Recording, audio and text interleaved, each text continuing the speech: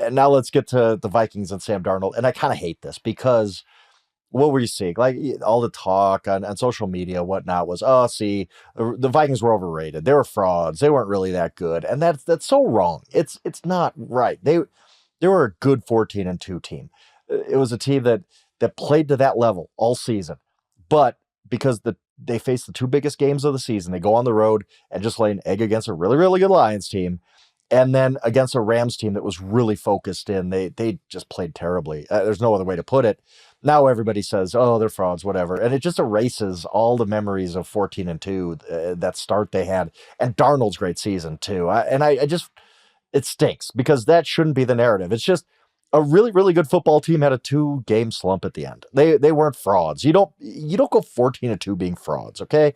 They were a good football team and Sam Darnold had a good season, but to your point, like, yeah, I mean, Sam Darnold's going to hit free agency. We don't know what the Vikings are going to do. A couple weeks ago, it seemed obvious. Well, Vikings had to franchise this guy. You can't let him go. 2 games kind of flipped that whole thing. And that stinks for Sam Darnold because that wasn't him all season. The guy we saw through 16 games just disappeared for the last 2. And the pressure got to him and he just was missing things. He wasn't seeing it well. He looked very unconfident with everything he was doing. And you're like, what happened to Sam Darnold these last 2 weeks? It was weird. It's really, really strange. I can't really remember a guy kind of erasing everything he did during the regular season with just a 2-game meltdown like this at the end. It's strange, isn't it? I mean, on one hand, I want to say like the larger sample size is 16 games where Sam Darnold looked really, really good. But the last 2 games were so bad that if you're a team looking for a quarterback in free agency, and you might have been thinking, hey, Sam might be an option here. Wait, look how well he's played, and he's 27, and he's come alive, and he's been in a good situation for a couple of years, starting with San Francisco and then with Minnesota. But now you have to question all of that. You have to go back to that tape, like you said, and say, how could a guy who was so good for most of the season be so bad for the last 2 games?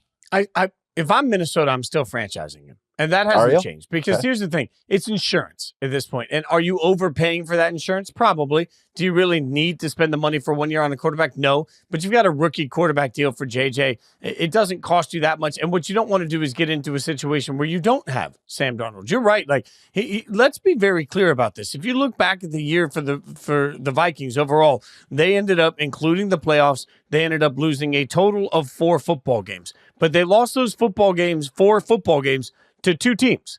They lost twice to the Rams and twice to the Lions. So yeah, Sam Darnold certainly had forgettable ending to the season, but I would take that all day. I'd take the rest of the body of the work all day over just no assurances and walking into this thinking that maybe I'm going to try and convince Daniel Jones to be my guy. Like, I don't know if that's going to work out, right?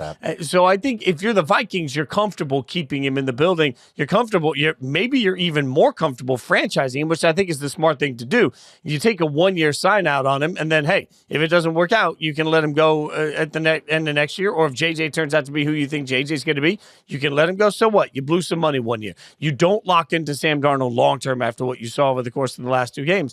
And I think for the rest of the league, you do have the right to now look at this and say, man, how much of this was the situation? How much of it is the quarterback? Can we get the same thing out of Sam Darnold? Like, do I believe that any team would have gotten that same level of production out of Sam Darnold this year? No, because other teams haven't gotten that same level of production out of Sam Darnold. So now I'm looking around everywhere saying, hey, how do I make sure that I get Viking Sam Darnold? And it's stuck in my head, and I think it's going to be stuck in every team's head too, Frank. The way he played under pressure in this game, how long he held on to the football. There was one time that they put the camera over on Kevin's face, and coach looked over and said, he said something to the effect, you got to let it go. You got to let it go. I think everybody's looking at it saying, man, you don't have the time to just sit here and hold the ball. That would make me nervous as hell if I'm a bad football team, because most bad football teams have bad offensive lines, which means he's going to get hit a ton, which means you're going to see that version of him. It would make me wildly nervous if my favorite team needed a quarterback to go into Sam Darnold if I didn't have assurances that I could get Viking Sam Darnold out of him, and that doesn't exist. Yeah, and most teams looking for a quarterback don't have a Justin Jefferson, Jordan Addison, don't have a Kevin O'Connell drawing up plays. So you're right. Correct. Like, this is it. And Darnold really just seemed like a guy who was pressing with each Rams score. He just pressed more and more. I mean, even the touchdown he threw at TJ Hawkinson was way behind TJ Hawkins. TJ Hawkins made a great play to grab it and kind of pin it to his hip.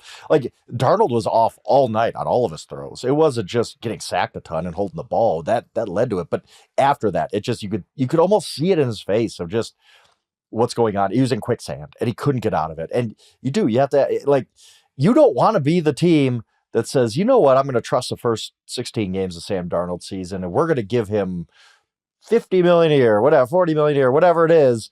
And then that Sam Darnold we saw in the last 2 games shows up because everybody could just say, didn't you see that? Didn't you see that on film? Like, he absolutely positively melted down. That's not a franchise quarterback. And I feel bad for the Vikings. I also feel bad for Sam Darnold because he had flipped this narrative that he was this draft bust and he's never going to make it as an NFL starter.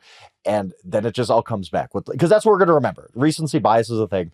And all we're going to remember about Sam Darnold's season, I think, is how poorly it ended, and especially on this big stage against the Rams. And that's just, it's unfortunate for him, and it's cost him, let's be honest, a lot of money. Like, there's just no way he's going to get the same contract he would have gotten 9 days ago.